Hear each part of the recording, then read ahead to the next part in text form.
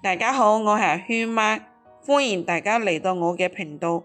舊時話啦，家有三年愛，臨終都唔使嚟啊。學識嗰啲官我草嘅四大妙用，一年四季養生都唔使發愁啊。首先準備一紮嗰啲官我葉，用剪刀剪成細段，避免一陣有嗰啲絞肉機打成塊。老一輩成日都係講，家有三年愛，臨終唔使嚟啊！以前呢唔明呢句說話嘅道理，直到自己學識收納同埋使用艾草先至發現，呢一紮平平無奇啲草木入邊藏住老祖宗流傳落嚟嘅養生大智慧啊！學識之後呢，一年四季都可以靠佢守護屋企同埋身體健康。將剪好嘅艾段放入去料理機入邊，攪打成細膩嘅麵碎狀，倒落去一個乾淨嘅地方備用。攞少少艾絨放喺紙巾上邊，將紙巾捲成細條，反覆揉搓幾下，等艾絨實直啲，再將嗰啲艾條一條條捲起嚟，收入去密封罐。想用嘅時候就攞出嚟，非常方便。妙用一：宣艾淨化，守護全家健康。天氣時冷時凍，流感同感冒特別容易爆發。屋企成日備嗰啲官我草呢個用法就好用啦。用打火機點起捲好嗰啲艾條，擺喺燒盆嗰度，放喺客廳角落，跟住用嗰啲煙霧慢慢散開。艾草煙可以有效抑制空氣入邊啲細菌同病毒，特別係換嘅少開窗通風嘅房間。穿完之後，開窗通風10分鐘，成間屋都要淡淡啲草木馨香，安神又靜身。就有其他延伸用法，擺喺盆栽旁邊，少量嘅熏5分鐘，可以趕走花盆嗰啲小飛蟲，仲可以幫泥土殺菌消毒，俾嗰啲花草生得更加靚。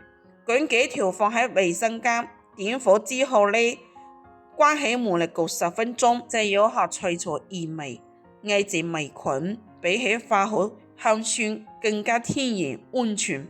屋企有人感冒嗰陣時每日熏15分鐘，仲可以預防交叉感染，老人同小朋友都可以用得放心。妙用二：製作天然艾草驅蚊水。攞適量啲艾葉落碗，沖入滾水，水量正過艾絨就得噶啦。用匙羹反覆按壓翻動，等艾草嘅營養成分充分釋放，一般泡15分鐘左右，直到嗰啲水變成深黃色。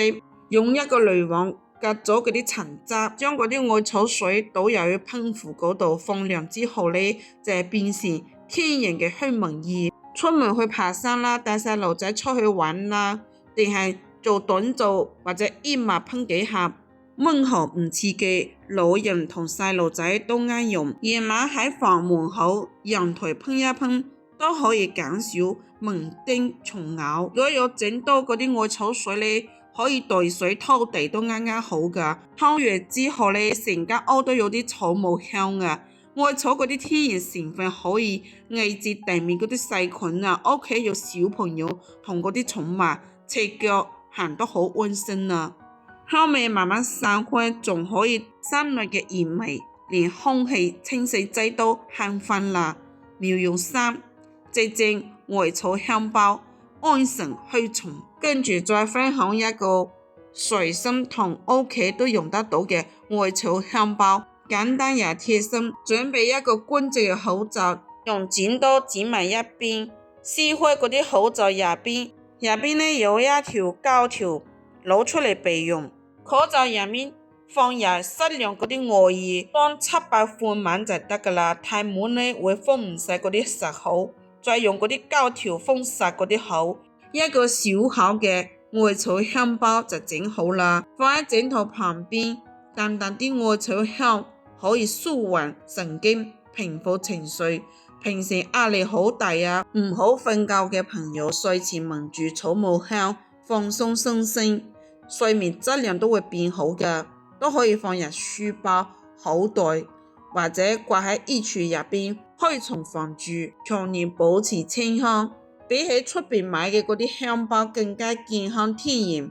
妙用四：艾草泡腳，驅寒補氣血。準備一盆大概40度嘅溫水，水溫唔使太高啊，避免燙傷啊。攞一紮艾葉放水入邊泡20分鐘，泡到身體有啲發熱，後背呢有少少出汗就啱啱好啊。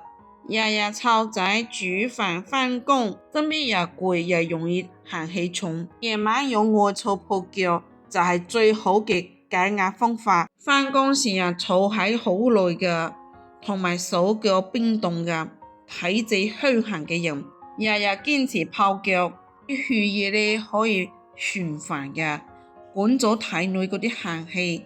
老人家泡完之後呢，兩隻腳啊都好暖啊，夜晚瞓覺都好舒服。妙用五：一到冬天天氣凍溫低，好多人瞓覺嗰陣時呢，成日都係遇到一個麻煩，就係夜晚瞓到半夜，腿啊嗰隻腿啊細腿啊，甚至係嗰個肌肉時不時都會抽筋啊，又或者肌肉一直緊繃僵硬，瞓唔好覺，反反复复好難受。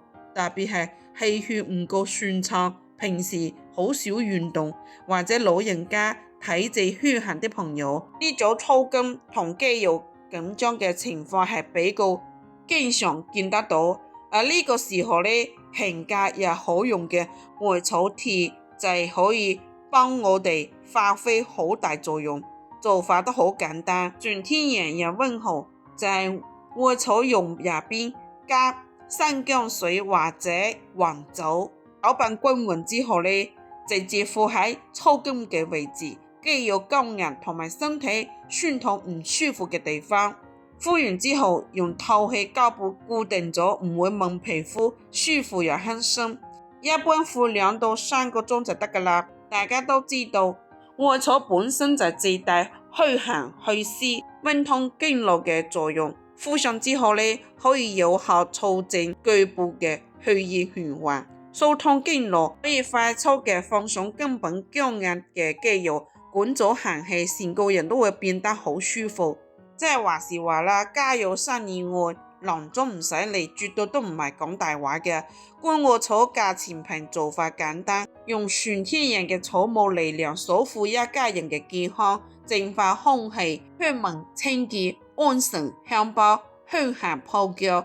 一塊觀艾草包攬我哋平時養生所有嘅細細節。老祖宗嘅智慧從嚟都唔會好複雜嘅，就係藏喺呢啲簡單實用嘅生活小妙招入邊。艾草妙用就係分享到呢度啦，大家快啲將屋企閒置嘅觀艾草用起身啦！